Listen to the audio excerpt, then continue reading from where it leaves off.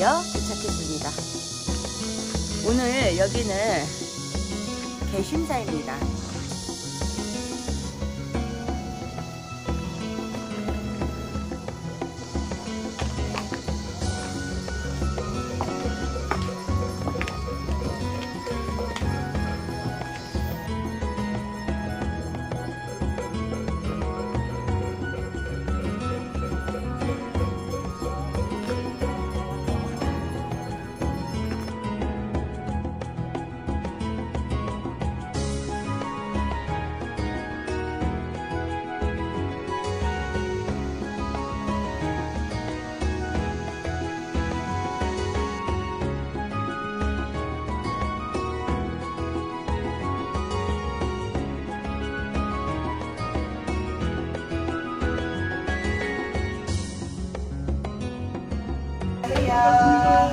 네, 오늘 이렇게 귀한 시간 내주셔서 감사합니다. 네, 네.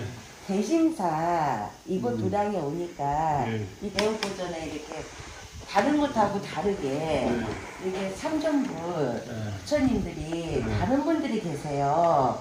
또 혹시 유래가 어떻게 되는지요? 원래 이름이 대웅전이나 대웅보전이면은 예. 서가구리 부처님 계셔야 되거든요. 예. 근데 이제 아미타 부처님 계시잖아요. 예. 그랬을 때 이 아미타 부처님이 계시면은 이 건물 이름이 예. 극락전이나 무량수전이 돼야 되는데 예. 지금 이름하고 부처님하고 안 맞아요. 아, 그러네요. 네, 그래서 그런 안 맞는 것 때문에 예.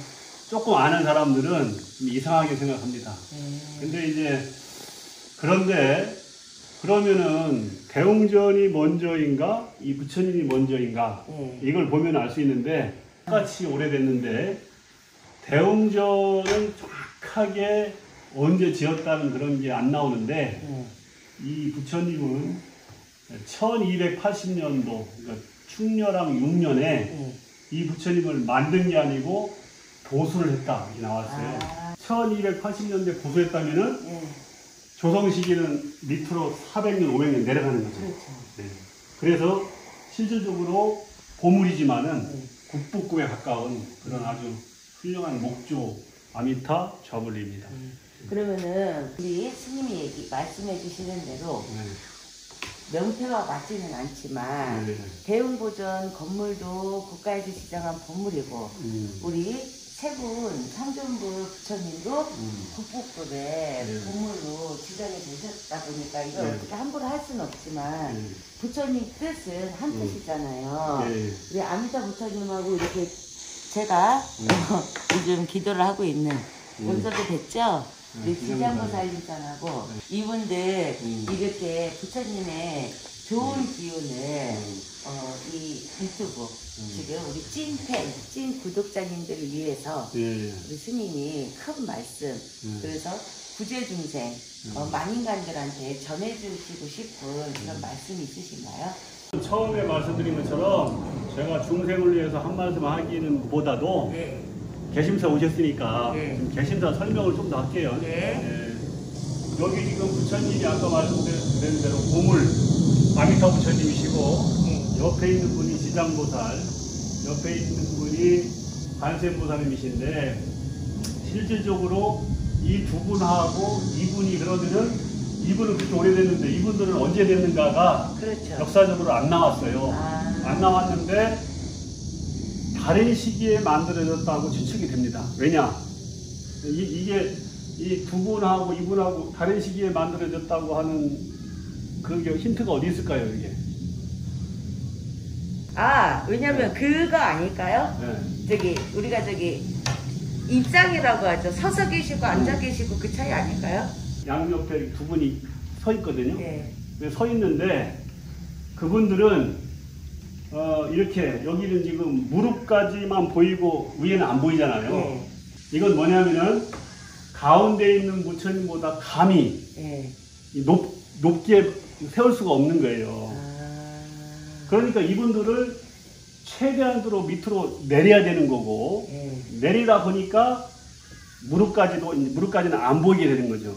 이제 이런 것을 통해서 봤을 때 만약에 세 분을 동시에 만들었다면은 이 두 분을 크기를 좀 조절해서 뭔가 이분을 딱 모시고 있는 이렇게 할 텐데 부처님보다 낮게 모시려고 하다 보니까 무릎이 가려지는 이런 어떤 언밸런스가 있는 걸로 봐서 이 세 분, 이 가운데 분하고 두 분은 조성시기가 좀 다를 것이다.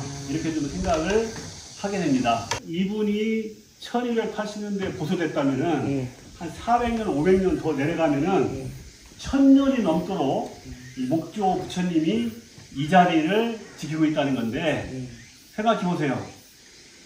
어떠한 건물이 어떠한 부처님이 1000년 동안 화재도 없이 도난도 없이 고스란히 이 자리를 지키고 있다고 하는 것은 이 부처님이 대단하다고 볼 수 있지만은 우리는 이제 다른 한편으로 개심사가 명당이다.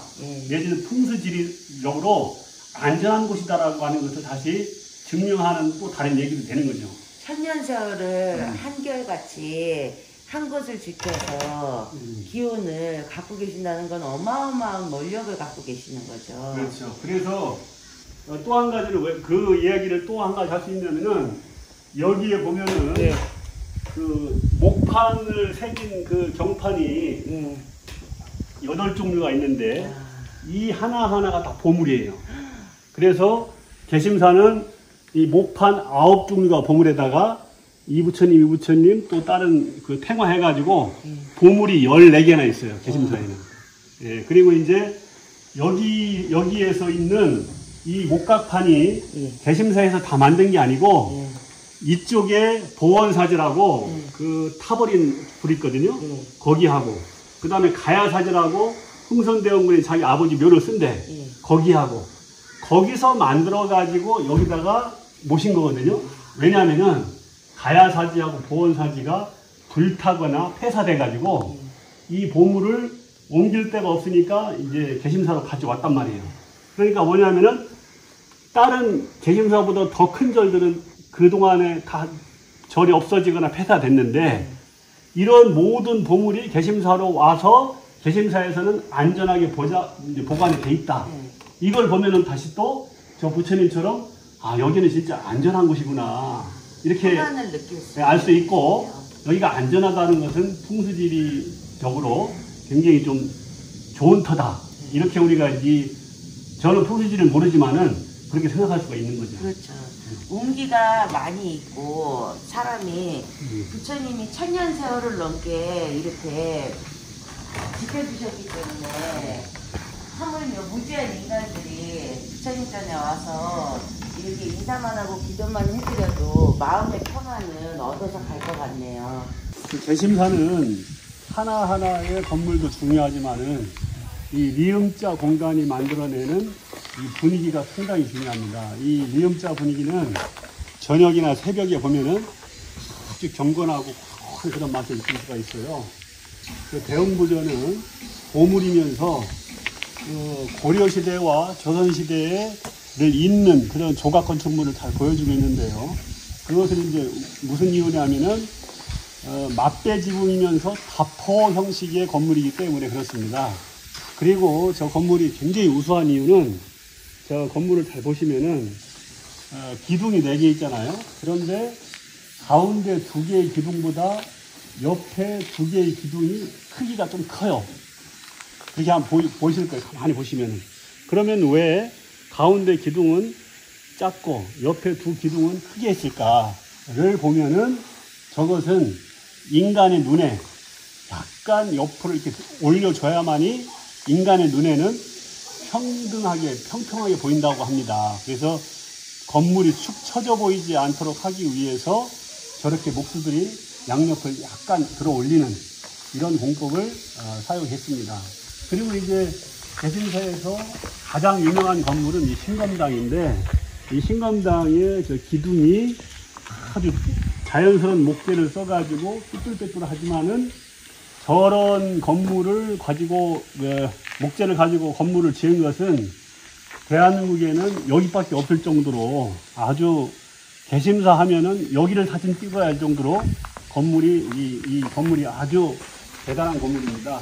그런데 실질적으로 신검당이라고 하는 것은 차절심자 칼검자 해가지고 칼을 찾는다는 얘기인데 칼은 무슨 칼이냐면은 지혜, 빤야, 지혜를 상징한 거예요. 그러니까 신검당은 지혜를 찾는 집인데 다른 말로 하면은 참선을 하는 곳이라 이 말이죠. 그래서 신검당은 옛날에 스님들이 참선방으로 사용했고요. 그 다음에 이제 안양루는 아까처럼 부처님이 아미타 부처님이 계시니까 그 아미타 부처님이 계신 데가 극락이거든요. 그래서 안양루는 극락이라는 뜻입니다. 그래서 안양루를 지어놓은 것은, 유곽을 지어놓은 것은 아마 아미타 부처님과 관계가 있을 거라고 생각하고요. 여기도 마찬가지다가 옛날에 여기가 비구니 스님들이 한 100명 살았거든요. 한 20, 30년대. 그때 비구니 스님들이 공부하는 곳으로 여기 쓰였습니다. 또 이 건물은 무량수각인데 사실은 무량수각은 아미타 부처님을 뜻하거든요. 그래서 무량수각이 아니고 무량수전이라고 해야 됩니다. 근데 각이라고 붙인 것은 그래도 조금 이상한 거고요. 안에 들어가시면은, 그래서 이제 이 안에는 아미타 부처님이 모셔져야 되는데 또 들어가시면은 관세음보살님이 또 모셔져 있습니다. 그런 것들이 조금 어긋나기는 하지만은 어쨌든 간에 그 개심사가 오랜 역사 동안에 흘러와다 보니까 약간 그렇게 좀 이렇게 안 맞는 부분이 있어도 이것이 하나의 또 개심사가 오래됐다는 하나의 증거가 될 수도 있습니다. 아까처럼 보건사직 걸 목판을 옮겨와야 되고 막 이런 과정 속에서 정확하게 정리정돈이 안 된 그런 부분이 있는 거죠. 선생님, 저희가 귀신사에 대한 설명 너무 잘 들었는데요. 네. 지금 사실 모든 사람들이 무척 이런 혼탁한 세상 속에 살고 있습니다. 그 고된 시간을 보내고 있는 만 중생들에게 부처님을 모시는 스님으로서 한마디 해주신다면. 이런 얘기는 참 또 어려운 얘기인데, 어쨌거나 코로나 때문에 많은 사람들이 이동의 자유, 몸의 자유를 잃어버리고, 또 많은 사람들이 직업을 잃고, 그 다음에 여러 가지 그 어려운 점에 당해 있는데, 부처님 법으로 과연 이들을 어떻게 위로할 수 있을까?